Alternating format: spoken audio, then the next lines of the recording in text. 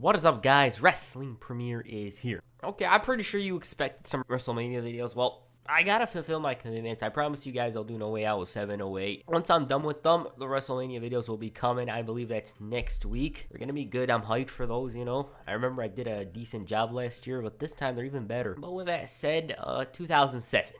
You guys know what I think about this time period. I don't even gotta mention it. As a big WWE fanboy at this point, I'm sure you were. Just the sight of seeing these four men in a match together is good enough. And I always love pro wrestling, but nothing for me will compare to this time period. I just remember watching Raw and SmackDown every single week, and my eyes are glued to the TV. Yeah, fun time. Anyways, No Way Out 2007 was held in the Staples Center in Los Angeles, California on February 18, 2007. 14,000 were in attendance to witness a classic for the ages featuring Little Bastard and Little Boogeyman. 218,000 purchased the pay-per-view, which oddly enough was the exact same for 2006's buy rate. WWE realized the buy rates for the pay-per-views were slowly falling. Either that or they realized that the brand split wasn't such a good idea, brand exclusive pay-per-views, so they scrapped them. From here on, Backlash 2007, Judgment Day, all those pay-per-views were tri-branded. The theme song for the event was Power Trip by Monster Magnet, the band that created Matt Hardy's theme song. To this day, I still don't understand how you can slam a tornado. Alright, enough talk, let's get into it. The first match was a six-man tag. MVP and Eminem challenged Chris Benoit and the Hardys. Okay, MVP was SmackDown's brightest star at this point alongside Mr. Kennedy. I'm pretty sure a bunch believed that these guys were going to be something much bigger. Eminem were back for one night only. Turns out they lied and they were here to stay. They didn't last that long for obvious reasons. The Hardy Boys, Matt was doing decent on SmackDown, whereas Jeff, that IC title in my eyes, he's one of the only guys that's synonymous with it. Like when I think of that belt design, I always have to think of Jeff Hardy as one of the guys probably. He was slowly building momentum and by the end of the year would explode.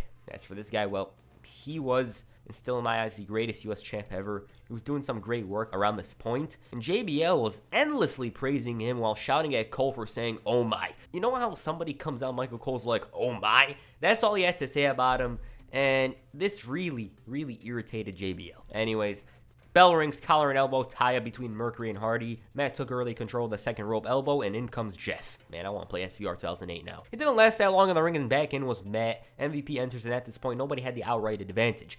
Ravid Wolverine's in, and he kicked it up a notch with some of those knife-edge chops. MVP realizes that he ain't want none. Mercury's like, "No, I don't want to enter." Snap suplex gets Benoit near fall. The commentary team were discussing how MVP's got to make good on his contract because he's the highest paid wrestler on the roster. Jeff and Nitro enter. Hardy picked up the pace once more, and JBL of course had an issue with him. He always has to nitpick. This time around it's the colors of his hair. Meanwhile, Eminem were working as a duo behind the ref's back, and so they were in official control. Headlock from Nitro, he's wearing down Jeff, and the crowd's really trying to rally him on, but once again, Joey Mercury made his presence felt. Like Michael Cole said, it was textbook tag team wrestling. He continued where Johnny left off, and the guys were utilizing these small moments to wear down Jeff, and it was working. They were tagging in and out, but Jeff did finally manage to find an opening by hitting the Whisper in the Wind, and Matt Hardy was in. He had momentum, of course, managed to knock down both members of Eminem, and even hit the side effect to get a near fall. Chaos in the ring leads to MVP taking advantage of the ref. They isolate Matt Hardy, and as expected, MVP had to showboat. It's a personality trait of this guy's. Mercury's back in, and for obvious reasons, he was all animalistic on Matt. They were trying to single him out like they did to Jeff, and again, it was working. And they noticed that Matt sooner or later was going to bounce back, so Mercury knocked down Jeff, but despite this, Matt brought in Chris Benoit, and the intensity picked up tenfold. Benoit hit a damn German on Eminem. Matt hit the twist of fate. Jeff hits the swanton, and then he goes for the headbutt. But Eminem broke the fall. It turned into tornado tag, chaos inside and outside the ring. MVP brings in the bell, but walks straight into the crossface, and I thought it was it there. But Eminem broke the fall. There was this thing, and Mercury made the mistake of finding himself in the crossface. He taps, and that is all she wrote. Good match. Benoit's involvement in the match was limited, but in my eyes caused him to be this ticking time bomb, which meant by the time he entered, he was all angry, ready to destroy the opposition.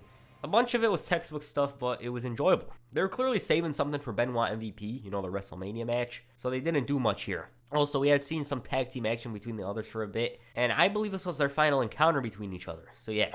Overall, good opener, the best match to open up the show up. Benoit had a good presence here, of course, so there's that. In the back, Vicky was acting like she had an epiphany or something and promised an announcement for SmackDown, and meanwhile, Little Bastard was pissing himself over the thought of facing Little Boogeyman. So Finley, being the good father he is, realizes his son is scared and so tosses him into the trash. Little Boogeyman ends up being there, and I'm thinking to myself, okay, The next match was the Cruiserweight Open for the Cruiserweight Championship. It was tag team turmoil rules, you know. Loser goes to the locker room, winner fights the next guy. The champ was Gregory Helms, and I believe he held the belt for 385 days at this point. He wasn't a lower card star holding the Cruiserweight title, and there are some issues with the title reign, you know, the fact that he didn't defend it that much, but it was a fun run regardless. Scotty 2 Hotty and Daivari started things off. Daivari is noted by the commentary team had momentum due to the fact that he beat the champ earlier that week, and funny enough, he didn't even last that long as he was eliminated by the Worm. And it was time for the champ to enter. He straight up delivers a slew of punches to Scotty. He was very aggressive and relentless on the attack, and Scotty managed to find an opening, but screwed up due to wasting time, and he's out. Funaki's next. Helms was so urgent to take control quickly that it almost cost him, but he righted the ship by cheating to win. And next up was Shannon Moore again, straight up attack. This idea initially didn't work, but in the ring, he took control again, and the guy was unlike anybody else in the match. Moore, on the other hand, was taking risks in order to score that W. His offense wasn't leading to much, and again, Helms eliminates yet another competitor. Next up was the legend himself, Jimmy Wang Yang. He runs in and brings the fight to the champion, all while JBL shouting, "He's not a redneck." Like, bro, shut up and focus on the match. Of course, Helms struggled. I mean, Yang is different from the others, but once again, he righted the ship. It seemed like things were going the same way as they did previously, but Helms ran into a Hurricanrana pinfall attempt. 1, 2, 3, he's out. The crowd was stunned. I mean, the guy has held the belt for over a year, and it was gone just like that. He was the last guy they expected to be eliminated for sure.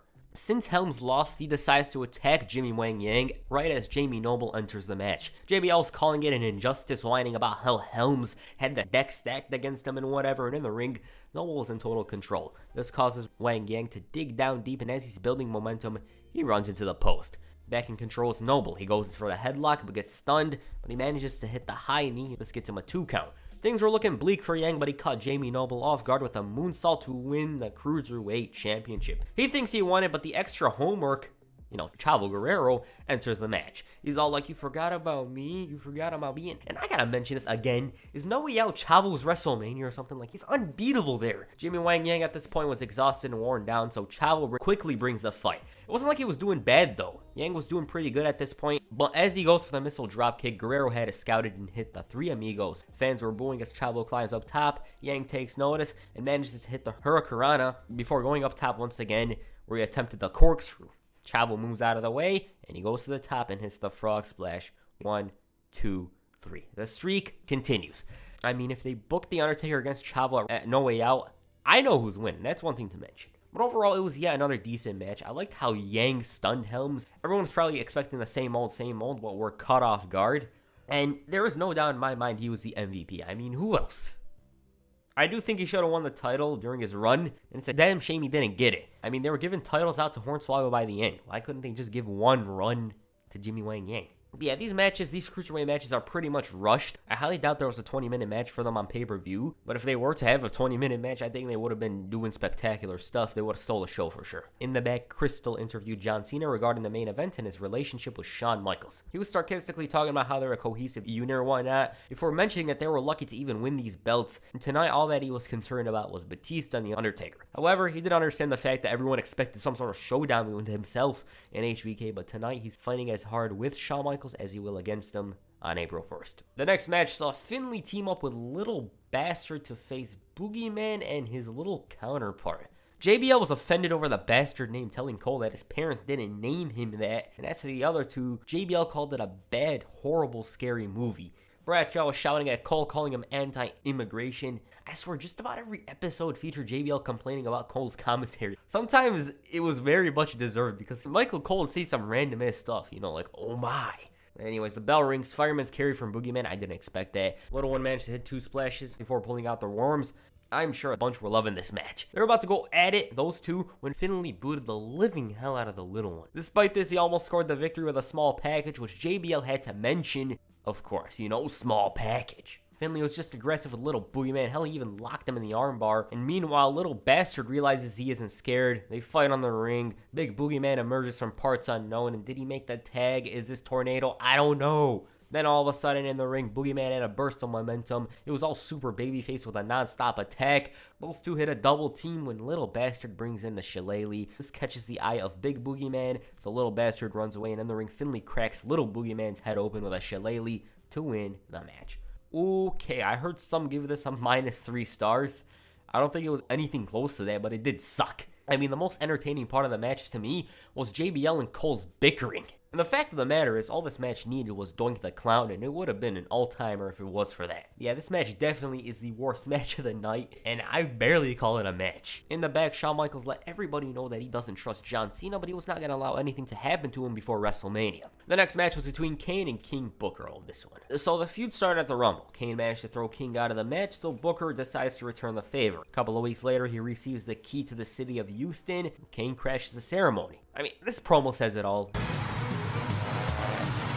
Another thing to mention is that in the build-up to the pay-per-view, Booker mocked Cena Evil in an excellent review. I think you guys should check it out. Bell rings, JBL tells Cole that he can't even get the keys of his house from his wife, a direct mention to the Houston thing, and Booker's very reluctant to strike Kane. This cost him because for the next couple of minutes, he couldn't muster up any sort of offense. Booker had to get dirty in order to find an opening, and even then, he almost found himself in chokeslam position. The King gets knocked down to the outside, and this was where he righted the ship, and in the ring, he performed the missile dropkick. From there, he focused on the arm of Kane, but this didn't seem to affect him much. The damage was done, however. He was the aggressor during this part of the match. That is until he went for the flying clothesline. King had scouted and drop-kicked the arm. Slugfest from both men. Kane wins this battle. Nope, he walks into a forearm. So during this juncture of the match, King Booker was in total control. He was doing well, but then he attempted a suplex, and so Kane countered. Both men were down on the mat trying to regain some energy, and once they recovered, Kane walks into the thrust kick. They went at it once more. Booker wins this battle and almost hits the scissors kick, but runs into a clothesline that sends him inside out Rikishi style. Charles Robinson reaches the count of 8 when Kane sets up, and the momentum shifts. The Big Red Machine makes his comeback. JBL was whining about how Charles Robinson doesn't enforce the rules, and in the ring, Kane hit the flying clothesline. And so it was time for the chokeslam. Queen Charmel distracts the ref, and Booker catches Kane with a thrust kick,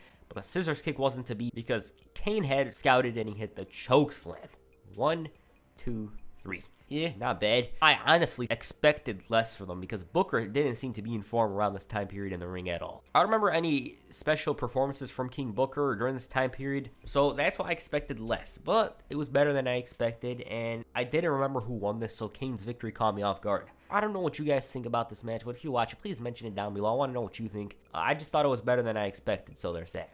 Backstage, Crystal interviewed Batista, and he claimed that SmackDown's beating up on Raw. And regarding The Undertaker, who actually chokeslammed him a few weeks earlier, Batista said that he isn't intimidated by him. The next match is for the WWE Tag Team Championships. Paul London and Brian Kendrick, living in 2021, defend the belts against Deuce and Domino. You see, a video on this group is near. It, of course, can't be that long, but it'll certainly be fun for me to make. They were fresh off debuting about a month earlier, and right out of the gate were a top tag team. And this was because the division was pretty weak. There wasn't much competition for the guys, and they mentioned this in their interviews. Like, after London and Kendrick got released, and why in the hell didn't we have these guys in SVR 2008? It's really an injustice. Anyways, Lundrick were fun in the ring, but like I said, they lacked competition. Anyways, the bell rings. Domino's all arrogant towards London, accomplishes nothing but gets the baby faces fired up. Sweet arm drags from the good guys. Michael Cole was slowly losing his voice, and one mistake from London leads to Deuce taking control for his team. They're all high school aggressive. Cole compared them to bullies, makes sense, and things were slowly looking dire for the champions. London wasn't getting any space to rest, let alone tag his partner. Look at that backdrop. Kendrick was desperately eyeing the tag, and just when it was going to happen, Deuce ruins everything. London realizes what's up and gets things together in order to tag in Brian Kendrick. He has loads of momentum to him, non-stop attack until Deuce just clotheslines him like that. And as the challengers go for the Doomsday device, Kendrick rolls up Deuce for the victory, and that's it. I mean, that caught me off guard. I really thought there was a few minutes left in the match, but hey, it wasn't bad. The good guys got lucky, basically, and it was clear that there was still a lot left in the tank for both teams. They were eventually going to fight, and they did. Yeah, a decent match. Like I said, I expected more, but hey, it's not bad. Then they showed a video package highlighting Bobby Lashley as this humble, appreciative guy. It was like he was going to become champion in 2007 by the looks of this promo. Meanwhile, Mr. Kennedy thought Lashley liked the LA fans, or the LA citizens were phony wannabes, and he told them that they accomplished nothing coming to LA, their dreams were dashed and whatever, and Kennedy shifted his focus back to his match with Lashley, proclaiming himself to be the next champ. When Lashley approached him, he tells Kennedy one word: halitosis. I don't even know why. He wasn't even standing next to him. Then he proceeds to strike him with a right hand. That's it. The next match was for the ECW World Champion. Yeah, I'm calling it that. It was a World Champion technically. Bobby Lashley defends the gold against Mr. Kennedy. The challenger tried to easily take the advantage by making the attack, but accomplished nothing but hurt himself. Bell rings, and already Mr. IP7 World Champions is struggling. He found his opening, but again was doing nothing but hurt himself. JBL was complaining about Teddy Long, who was all focused on getting with Crystal. You guys want a video on that? Lashley showed off his physical prowess and strength. JBL for the 23rd time reminded us of the fact that Kennedy's beaten 7 world champions, and in the ring, whatever Kennedy was throwing at Lashley didn't last until he raked the eyes. Kennedy finally got some worthwhile control, and with the leg hurting Lashley, he began working it. The champ was struggling to escape. Crowd was just there at this point. They weren't really that excited, and Kennedy was very persistent in his pursuit of destroying that leg. Also, why wasn't this match on ECW? Like, you have it on No Way Out? Come on. I mean, it's more befitting of an ECW episode, right? Lashley tried to fight back, but the leg really wore him down. The story on paper sounds good, but it just wasn't interesting for me. I don't know about you guys. I just didn't feel it. Zero offense coming from Bobby Lashley, and watching recent WWE, this seems also weird for me to see. Like, this guy's at a disadvantage. And once again, the ECW champion tried fighting back, but ended up walking into a DDT. Back to the leg. It felt never ending, honestly, at this point, and as Kennedy hit the Kenton bomb, Lashley put his legs up. He managed to rebound with an overthrow, but nothing had officially clicked yet. They engaged in a heatless spot fest. Lashley won it. T-bone, backdrop. JBL had to take a dig at Lex Luger, saying that he ain't anywhere near the total package this guy is. And Kennedy bounced back with the swinging neck breaker before the ref got bumped into. You see, in the world of WWE, the referees are 22 overall. This is enough to knock them down for a few seconds. Kennedy brought in the chair. Ref doesn't notice, but when Bobby uses it, he disqualifies him. So that's the match. The attack continued straight to the top of the stage, and I guess they wanted to show that Lashley's extreme. But regarding the match, I didn't really like it that much. I feel like it lasted a bit too long. I personally believe that if they cut some time off, it would be much better for me. Lashley did sell a leg for the most part, but he didn't towards the end. And I'm one of those people that attributes that to adrenaline, so they're sad. Like I said, it wasn't exactly bad, but it was pretty forgettable. Add to the fact that they didn't even have a clean finish, it's irritating. Then The Miz came out to host a Divas Talent Invitational. He's trying to get his hoorah catchphrase over, and I'm just thinking to myself, man, this guy seems like a totally different person compared to The Miz of today. First up in the talent show was Extreme Expose. They danced to a Rich Boy song. It's dubbed on the network. The crowd certainly liked the performance. Then Jillian Brooke Hogan Hall came out. She was so ecstatic over this, calling it her big break. She thought that the execs were going to take notice and sign her. She took a minute to warm up. Fans were getting annoyed. Expose were laughing at her. And then she proceeded to sing her hit single, You Know You Want Me. Oh my god. The performance was pretty damn annoying, and Miz interrupted, and she proceeded to drop her own pipe bomb, insulting everyone in this competition and called them talentless bitches. Then they came out all angry and jumped her, turned it to a cat fight. JBL and Mogul were loving it. Refs come out and the fans boo. Then all of a sudden, the star of the hour, Ashley Massaro, comes out. They unveiled the March 2007 cover of Playboy. Then they did a little callback to Fully Loaded 1998, so Miz gave Ashley the talent show victory. I honestly forgot this was a talent show in the middle of it, but I guess it was a way to put over Ashley. They're pushing her hard at this point because of the cover, and it just seems so weird to think that the WWE had a relationship with Playboy the way things are going right now. She would go on to face Melina at WrestleMania, so there's that. And the main event, John Cena and Shawn Michaels of Raw challenged Batista and The Undertaker of SmackDown. 4 awesome workers teaming up and colliding. What can possibly go wrong? So I'm sure you're familiar with the story of this one. Both guys are facing each other at WrestleMania, and since Vince likes stirring the pot, booked each side to team up with one another. I remember thinking it was so weird to see Cena and HBK on SmackDown. Remember, for a small time period, I didn't get the chance to watch Raw, so I was very excited to see them on SmackDown. Shawn Michaels was still holding out hope for a Triple H return, keeping the DX music and colors, and the original plans that were reported for HBK at the time was a match with King Booker. I think it would have been great because, regardless of either man's form, it was WrestleMania, and they were bound to deliver. Triple H got injured, so HBK slotted in that role that he was originally placed. John Cena during this time period, well, I made an hour-long video on that. It's my most successful video on the channel, so I think you guys know what's up. Some fans cheered him, like me. Some booed him. Michael Cole was damn near silent, which is about as rare as HBK having a bad match, and because of this, JBL took complete control. Batista was going through a change. In ring, he was rapidly improving in my eyes. 07-08, Batista is an underrated worker. He finally got out of this slump where he was having forgettable average matches. And as for The Undertaker, well, he was in midst his greatest in-ring run. I could talk about that all day, but we got a match to cover. This was the first time Cena and Batista ever faced each other, notwithstanding the 05 Rumble match. First time HBK faced Taker in 9 years, singles or tag.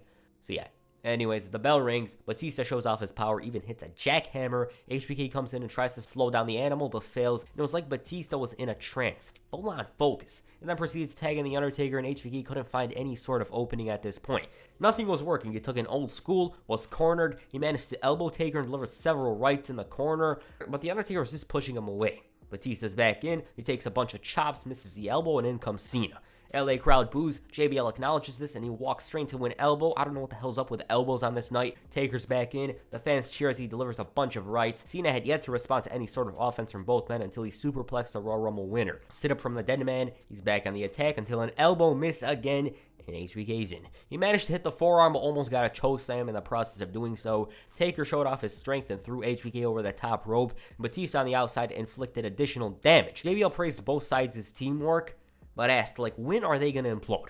In the ring, Batista's back in, and he hits a rough-looking kick. And at this point in time, HBK was really struggling here.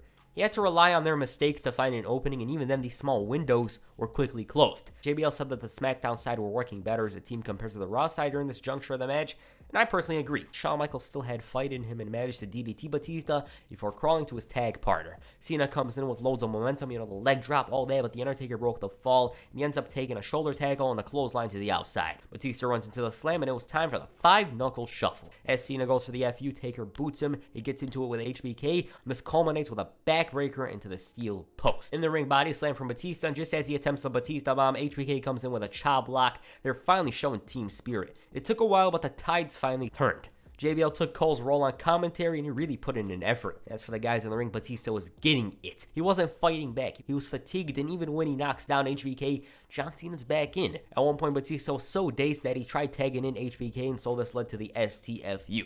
Things were looking so bad for him that the Undertaker had to come in and break it. Reminds me of those annoying tag matches in WWE games. Like, seriously. You'd hit the finish on the other guy, you'd go for the cover, and the tag partner would just come in and kick you or something. It's so annoying. HBK comes in and hits the elbow. He's pissing off the Undertaker, and it was time to tune up the band. Batista, though, catches him with a sidewalk slam. Fans are going crazy, and both sides tagging their partner. Taker was all fired up, and whatever the guys were trying to do just wasn't working. The match was definitely in 5th or 6th gear at this point. The momentum once again shifted. Taker hands Batista HBK. Boom, he hits a spine buster, and the dead man hits the choke slam, but all of a sudden, Batista turns his partner around and spine busters him. JBL was shook. HBK tunes up the band. Sweet chin music. FU. 1, 2, 3, damn. JBL, who was cursing Batista, was then like, he's a competitive SOB, but I like it. Of course he does. They both angrily stared at each other as No Way Out went off the air. So that's the pay-per-view. Decent, not bad. I want to say it's underrated. It's just not that memorable. The main event was definitely memorable. It was one hell of a match. It's my favorite match of the night, definitely. It was very fun to watch. The crowd was into it, which is something I love. I love when a crowd's into the match. It really adds to the match. Both teams put on a performance. It was great. Man of the match, I'd give it to The Undertaker. It was all fired up, and whenever he was in the ring, the fans were going crazy, so there's that. Overall, No Way Out, like I said, it wasn't exactly underrated. It's just forgettable due to the fact that there wasn't much notable things going on except the main event, which was very good. I loved it. It's definitely one of my favorite matches of 2007. Bobby Lashley and Mr. Kennedy, I think that should have been much shorter. Kane versus King Booker was decent. Chavo Guerrero, his win is honestly forgettable. Like, I don't remember what he did after this, except lose the title to Hornswoggle. What did you guys think of No Way 2007? Please comment down below. And that's it for this video. Make sure you hit a Batista bomb on the like button and perhaps the sweet chin music on the subscribe button. Peace. I'm out.